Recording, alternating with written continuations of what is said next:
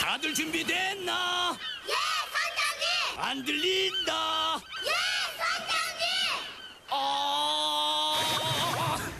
안녕하세요. 이금녀입니다. 오늘의 준비물은 손과 링게이지입니다. 반지를 만들어 볼 건데요.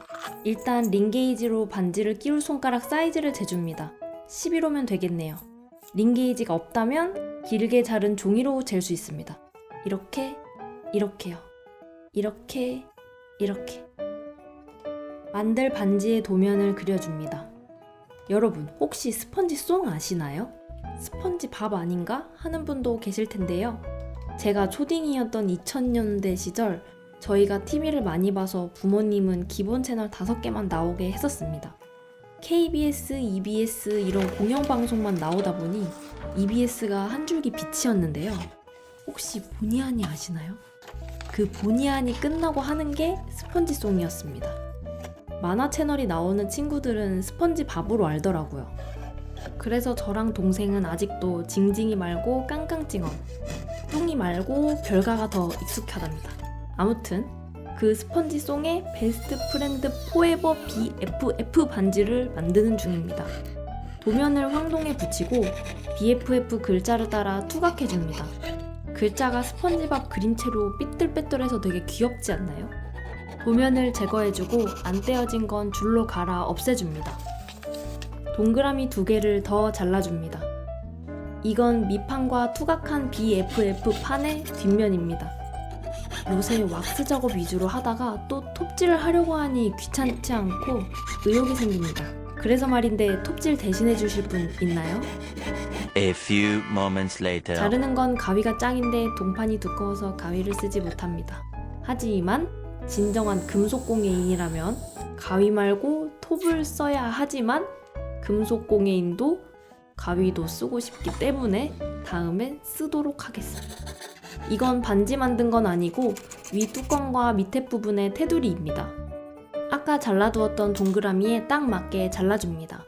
철사로 벌어진 양끝 부분이 잘 닿도록 위치를 잘 잡아 조여줍니다. 이제 틈에 땜을 해주면 링이 완성됩니다. 이 방법대로 은으로 하면 은반지가 됩니다. 땜이 잘 흐르도록 이어지는 부분에 플럭스를 발라줍니다.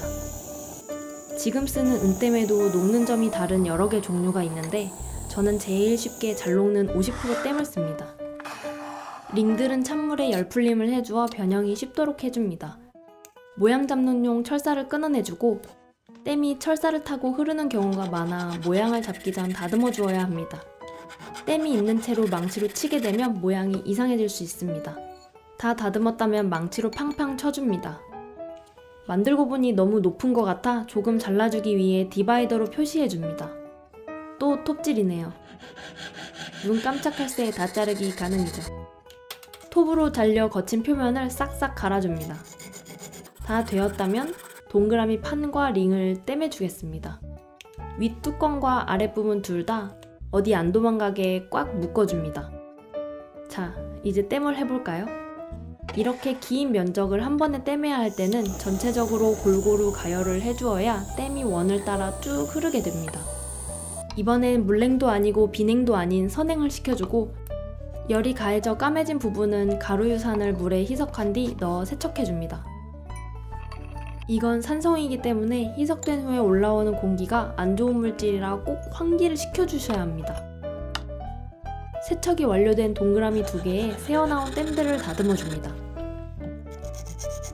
이렇게 갈다 보면 2000 years later. 2000년쯤 지나고 다시 황동의 색으로 돌아옵니다. 잠시 넣어두고 안쪽에 들어갈 파츠를 만들기 위해 또 선을 2개 자를 예정입니다.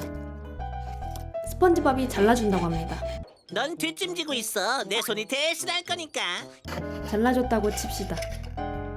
힘으로 구부리다 안 돼서 열풀림을 해주고 다른 것들과 마찬가지로 원형을 만들어 땜해줍니다. 안쪽에 동그라미에 판 스케치를 해줍니다. 이번엔 가위로 자르니 빨라서 짜릿하네요. 원형으로 다듬어주고 딱 맞게 끼워 넣어줍니다. 여러분, 혹시 제가 예전에 와플 고민 상담한 거 기억하시나요? 여러분이 댓글에 해결법을 남겨주셔서 고민이 해결됐습니다. Later. 근데 제일 중요한 건 이사한 곳이 와세권입니다. Later. 중심을 찾기 위해 4등분을 표시하고 자로 이어 중심점을 표시해줍니다. 센터펀치로 콩콩 찍어주고 드릴로 드르륵 뚫어줍니다. 중심을 맞춰 무늬를 붙여줍니다. 이제 선을 따라 잘라보겠습니다. Later. 다 잘랐네요. 본드에 굳어 딱딱한 스케치를 떼어줍니다. 조금 더 흠을 넓혀줍니다. 사실 거의 완성하고 해주는 게 좋습니다. 넓히고 작업하다 보니 이음새가 약해져 큰일 날 뻔한 적이 한두 번이 아닙니다. 이제 밑통에 방금 만든 가운데 부분을 떼매줄 차례입니다.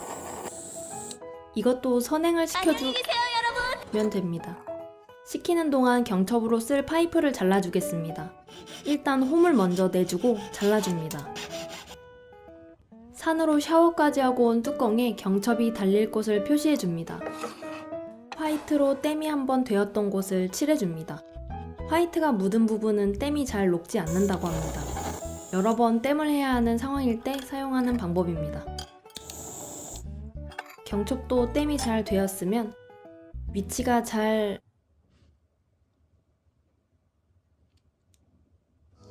힘들 때 웃는 자가 인류다. 하하 다시 떼어줍니다. 서로 높이를 다르게 두고 떼매줍니다. 가끔 계획을 세워도 실수할 때가 있더라고요. 이제 진짜 완벽하지만 혹시 모르니 위치를 한 번 더 확인해줍니다. 펜던트 부분이 거의 완성되었으니 반지로 끼울 수 있도록 반지 대를 만들어줍니다. 이 정도는 이제 금방 자릅니다. A few moments later. 반지는 좀 묵직하니 착용감이 좋도록 1.5mm 두께의 동판을 사용했습니다. 이것도 역시 열풀림을 해주고 동그랗게 말아줍니다. 야, 이게 금이면은 얼마야? 진짜 두껍네요. 멋지죠? 평평한 밑판에 붙일 수 있도록 윗부분을 일자로 잘라줍니다. 이런 건 밴딩 사포로 갈면 금방인데 얼른 하나 장만해야겠습니다. 밑면과 반지대를 떼매주겠습니다. 역시 화이트를 치덕치덕하고 플럭스를 바르고 12초 뒤면 땜이 되었습니다. 드디어 마무리 작업입니다. 반짝반짝 광을 낸 채로 도금을 할 예정이기 때문에 사포 방수를 올려가며 다듬어줍니다. 사포파 뜯을 때 나는 이 소리 너무 좋지 않나요? 이렇게 다듬는 것도 생각보다 꼼꼼히 해야 하기 때문에 오래 걸립니다. 1 hour later. 하지만 저는 금속공예인이기 때문에 이렇게 떠들다 보면 금방금방 시간이 갑니다.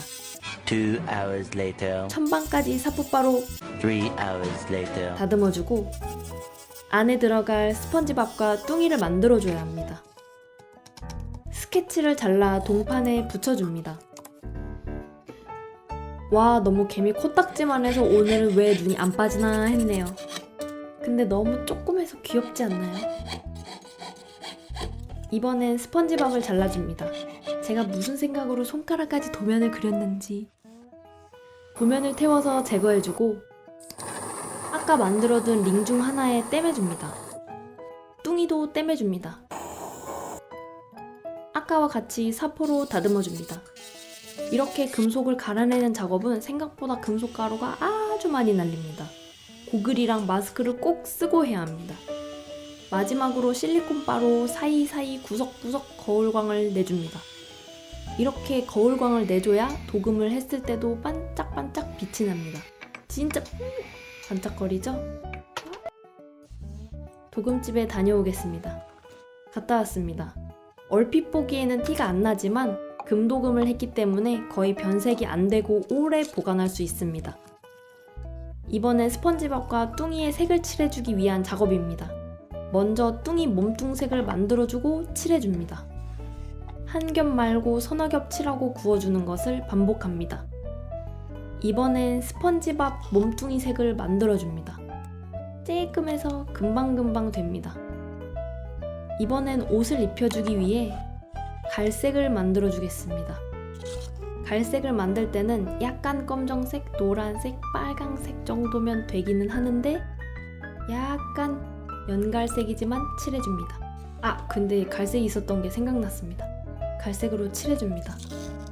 이번엔 뚱이의 바지를 칠해줍니다. 그리고 보라색을 만들어 바지 무늬를 그려줍니다. 너무 귀여워. 깜빡한 스펀지밥 넥타이도 그려주고 눈만 찍어 생명을 불어넣으면 완성! 작업 과정으로는 한 번씩만 보여드렸지만 여러 번 덧칠을 해줘야 발색이 좋습니다. 이제 경첩을 끼워 열리고 닫힐 수 있도록 해주겠습니다. 굴러다니는 아무 선이나 끼워보고 안 들어가면 조금 갈아 다시 넣어봅니다. 들어가면 니퍼로 잘라줍니다. 끼워주고 집게로 꽉 찝어주면 끝입니다. 너무나도 영롱하네요. 이제 친구만 있으면 될 것 같습니다. 친구를 만들러 가보겠습니다. 여러분, 제가 또 어딘가를 정처 없이 돌아다니다가 기가 막힌 아주 스펀지밥 냄새가 나는 반지함을 찾았지 뭐예요. 너무 이쁘지 않나요? 갖고 싶지 않으신가요? 줄 수 없습니다. 지금까지 이금녀였습니다. 다음에 또 만나요. 여러분, 친구 만들기엔 어디가 좋을까요? 학교를 다시 가면 될까요? 아니면 이태원? 아니면 홍대? 아니면 어디를 가야 되죠? 네?